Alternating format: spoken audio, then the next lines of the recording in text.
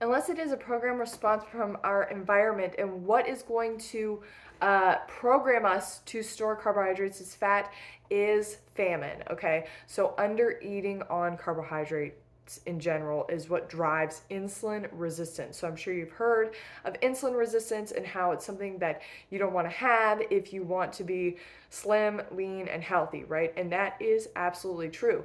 But what people don't understand is that insulin resistance is caused by predominantly elevated cortisol levels. What drives those elevated cortisol levels is under eating on carbohydrates. So not enough carbohydrates are available in order to turn them into energy. So we have a energy deficit, right?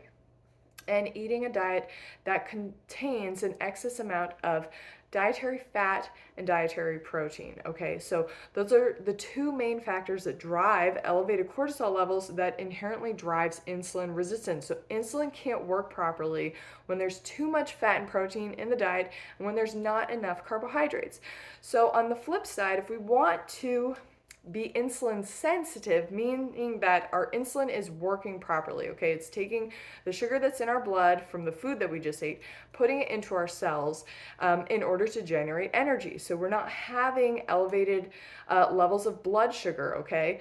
And that also means that our cortisol level is going to stay at a normal level as well, because cortisol stays within normal range when we consume a sufficient amount of carbohydrates. It's telling our body there is no famine, there is no need for a fight or flight survival type situation. We have a sufficient amount of food available to generate energy and to make everything else work properly in our body, because every single hormone system in your body is dependent on a sufficient amount of glucose to be available to generate energy for those systems. Okay, so if you're dealing with any kind of like low hormone functionings, low testosterone, low progesterone, low estrogen, you need to look at your diet. Low thyroid hormone production, you need to make sure that you are consuming a sufficient amount of carbohydrates. So insulin sensitivity is dependent on consuming enough carbohydrates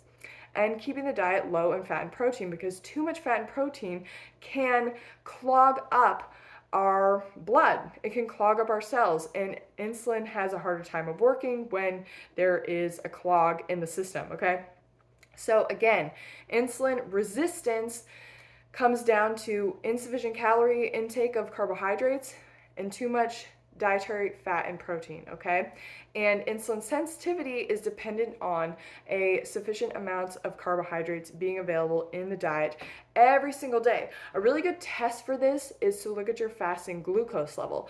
If your fasting glucose is elevated, it means that cortisol is elevated and it's driving insulin resistance. So you're storing fat, because when we're insulin resistant, we store fat because our body thinks we're in a famine. It thinks that there isn't a sufficient amount of glucose available to get into the cells, so it has to turn on gluconeogenesis, where we start creating glucose from non-carbohydrate substrates. The body doesn't like to do this. It likes glucose to be available so that it can run smoothly and burn fat efficiently in the process, because fat burns in the flame of carbohydrate. For more information, you can check out my coaching program. Link is in the description box.